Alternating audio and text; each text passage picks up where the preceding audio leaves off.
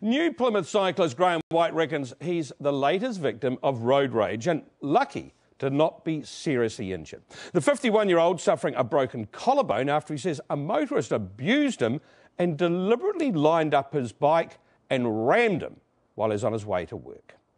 The driver, it seems, sped off, but as you'll see, we've got some CCTV pictures which police hope will identify the car and its driver. Now, you may be able to help us here. Graeme White joins me soon live, but first, this from Daniel Faitawa. No. Then again, he honked more and went a bit more nutty. It was 6:40 in the morning. He actually revved up and accelerated past me onto the... For 30 years, Graeme White cycles to work. This is the Scottish immigrant's preferred mode of transport. He loves his bike, but his days may be numbered after a frightening attack. Going to work in the morning, taking my usual route, realised there was a car coming down the hill after me later. This is when the person behind me came quite close, coming across the road, and I'm doing, what's the rush? I carry on a bit further. He honks more, revs more, bugger off, what are you after?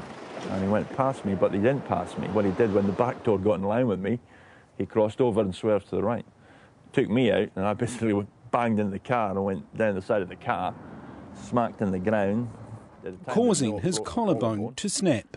He carried on, I think he crossed over a bit, and then we headed down to the corner, and as I got up to try and get his plate, he turned right.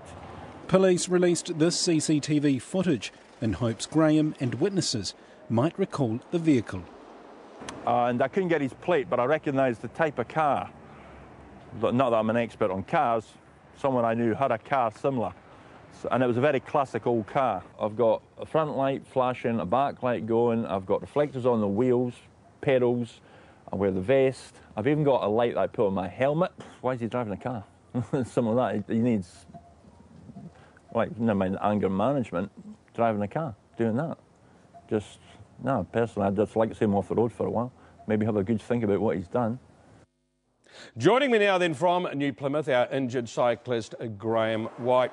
Graeme, look, you take this route, most days? Every day I live up there. So did you recognise the car? Is this something you've seen before? I've seen the car on the route out to my work, because I travel about 10 kilometres, so he's on that route. And you've usually seen him at the same time, what time of the day? I usually see him, it's usually it takes 20 minutes to get to my work, between 25 to 7 and 7 o'clock. OK, what I'm trying to give, and the area, I'm trying to think of people who maybe drive the same route as you. What part of the town is that? All the way from Powderham station on the one way, and I'd say right through to Bell Block, I think. OK, it's a terrible thing to happen. You're clear in your own mind you didn't do anything to wind up this driver. Oh, he was angry before he got to me. He was, I must have been in his way. And he was honking and tooting, and he was going, and I just turned around and waved my arm up, get out of it. And then he carried on and got worse, and I did give him the finger, said, what you want? And but I was just rolling on down the hill. It only takes about 5-10 seconds or something to go down that section of road. So you gestured as to how you felt, and then the next thing you know... Well, he went past me. He had the ability to actually go past me on the left anyway. And he did. But instead of carrying on and down to the junction ahead of me, he decided he'd take me out with his car, and it's a big car. Did you feel he was trying to take you? He wasn't trying to sort of just glance you or play with you a bit. You felt he was after you. Well, I've ridden the bike for 30 years. If I could have avoided him, I would have.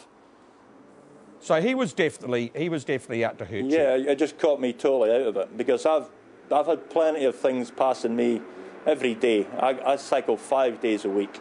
I've done it for 30 years. What are the cops telling you? They're doing good. They're checking cameras. With a bit of luck, this guy's going to suffer. He's got a very unusual car. Well, not many of them. Let's just have a look. We're going to have a look at the footage now, Graeme. This is the CCTV footage. And for any of you there at home watching, it'll give you an idea of what to keep an eye out for. So this is the CCTV footage. Now, it is the green car. It passes last. There we go. We've slowed it down. Now, it is quite distinctive. It almost... I was going to say it looks a bit like a Volvo, but it's hard to tell from this. It's hard to tell from here. But anyone sees that, you want them to get hold of the police.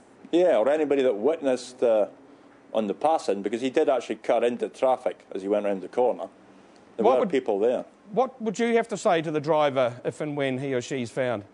Well, in 30 years, I have not seen anybody yet take anybody out on the road.